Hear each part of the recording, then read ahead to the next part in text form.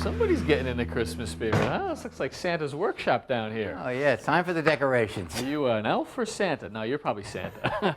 Don't worry about it. All right, what are you thinking, Tommy? Well, you know my grandson Jake, he's 6 years old, he's got a lot of toys. I don't know who's buying them for him, but he needs a place to put them in his bedroom to keep him neat. Okay. All right, so I thought about a toy box. I found this one online to get some ideas from it. It's really a little bit too small for Jake, but I do like the idea of the front here, the panels. Yep. I like the fact that it doesn't have a top, so I don't have to worry about it falling and jamming his fingers. Okay. And I like the divider. Yep, and let me guess, some of the things you don't like about it are the materials, because I'm seeing particle board and, what is it, wrapped in a laminate here? Yeah. I don't like the fact that the ends are plain. I'm going to dress up the front, I want to dress up the two ends. Okay. All in all, it's a good inspiration. I want to make it a little bit bigger, a little bit wider. I kind of like the height, so I think that's fine. And you're thinking about using some real wood? You got 1x stock here? Yeah, I went to the home center and I picked up some 1x4 and 1x8 pine for the stiles and the rails. And I got some plywood for the back, the bottom, and the panels. And this is 1/2-inch birch veneer. We sand this up and it'll paint nice. Let's make Jake a toy box. Okay. So what I did is I cut some pieces to rough lengths so we can see what we have here. So we're talking about the side panels right now? Side panel, stile, and rail system. Okay, so 2 uprights right here. This piece will go across the bottom. Okay, so that's about the size that we want to make the width of it from front to back. So now at the top, we want to have an angle on it. So I'm going to take a piece, I'm going to hold it like this, and I'm actually going to eyeball what I think is a comfortable angle. And I kind of like that. Now I want to find out what that angle is so I can set my saw. So I'm going to take my speed square and I'm going to hold it tight against this edge and slide it up till it hits the underside of the rail here. And that's in the 20s. I think I want to make it a little shallower, so let's bring it back to 15 degrees because I know there's a stop on my saw that's 15 degrees and it will hold the saw right into position really quick. So this one's going to remain square, but Yep. this will get cut at an angle, and then this will get an angle here and here. Right, and all 3 angles, the top and the 2 ends, will all be the same. So the next thing I want to do is hold the board tight together at the bottom, all right? And now I haven't moved this, it's 15 degrees. I'm going to mark this right here where the 2 boards meet, right here where the 2 boards meet, right there. I have all 3 lengths.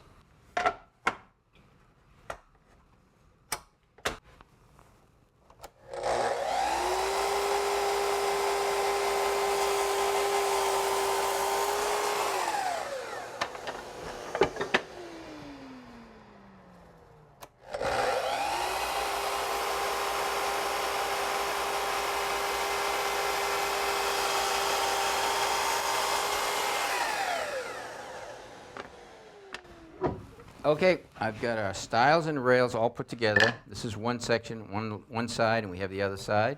Also, this is the front that I've made up, and you can see we're going to have 2 panels there. I also want to make sure that our 1/2-inch panel floats. So we're going to make a dado around the inside perimeter of all of our openings and a rabbeted section on our panel so it sits in there. Oh, interesting. And so why the dado and the rabbet? Why not just have this float in a dado? Well, because the 1/2-inch plywood is too thick to put a dado in the edge of the stile and a rail. You want a bigger reveal. Right. I also want to make sure that the back of the panel is flush with the back of the stile and the rail. So that means that the dado is going to be a little bit off center. Okay, and so how do you determine where that dado goes? Well, what I want to do is I want to treat the edge of my rip fence as the back of both the stiles and the rails. I take a piece of scrap 1/2-inch plywood, I hold it tight to the rip fence, and I move the rip fence so the face of the plywood is flush with the edge of the blade. So when you run your stiles and rails through, it's going to locate that dado just where you want it. Exactly. And then what's with the tape? Well, I don't want in some of the pieces for the dado to go all the way through. So I reference some marks on the pieces that I don't want the dado to go all the way through. Because we'll see it from the top or the bottom. Exactly. So now you know if you line up that line to the tape, you know where to start and you know where to stop. Very clever.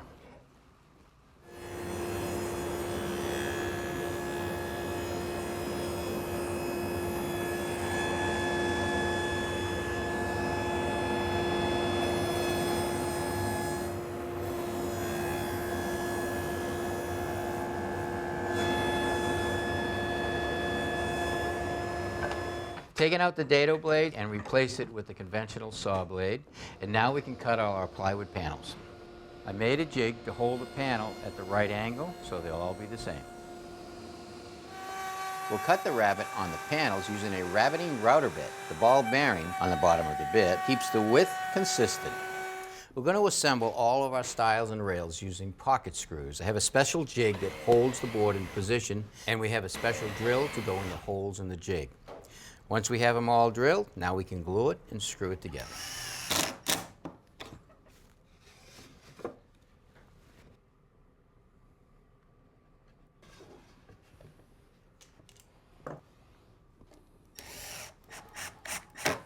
We're going to see the inside of the toy box, so I want to hide the holes that we use for the screws. The manufacturer that does the jig system also has a dowel that's cut and beveled to fit in the hole.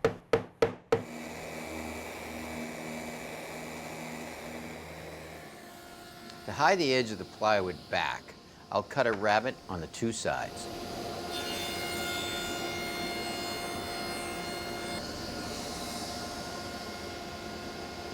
I added a radius on the top front corners of both sides. Now I just smooth that with a sander. I'll then round over the edges with a round-over bit in my router. To dress up the bottom, I'm going to cut an arch. I set a nail in the center of the arch. Then I hold a piece of scrap wood tight to the bottom corners and bend the wood up to the nail. And then I trace that curve. And then I follow that line and cut it with the jigsaw. There's our arch. Awesome. We'll use a cleat to hold the bottom in position. All right, the next step is to cut a dado in the back and the bottom to accept the divider that we're going to slide into. And we're using a 1/2-inch mortising bit to make that cut. And now we can assemble the toy box.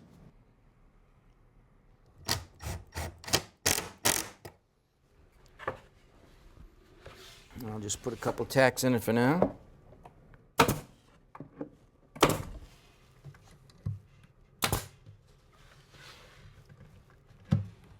Now here's the center divider, and I've cut it to width, but I haven't cut the length yet. So we'll slide it in the dados. Now what I want to do is I want to match the side with this square cut here and the angle here, but I want to keep it down just a little bit on the angled portion. So I'm going to take my square and mark it square. I'm going to take and just put a reference line right here on the front. And I want to measure from the back out and transfer the measurement to here.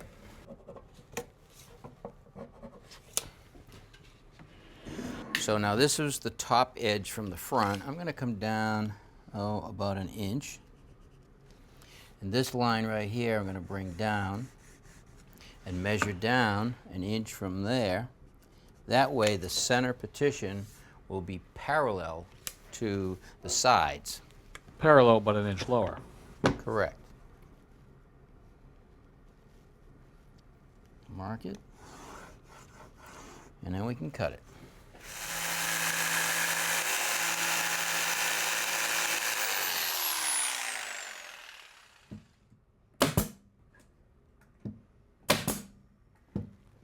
Okay, and now we're ready for the shelf.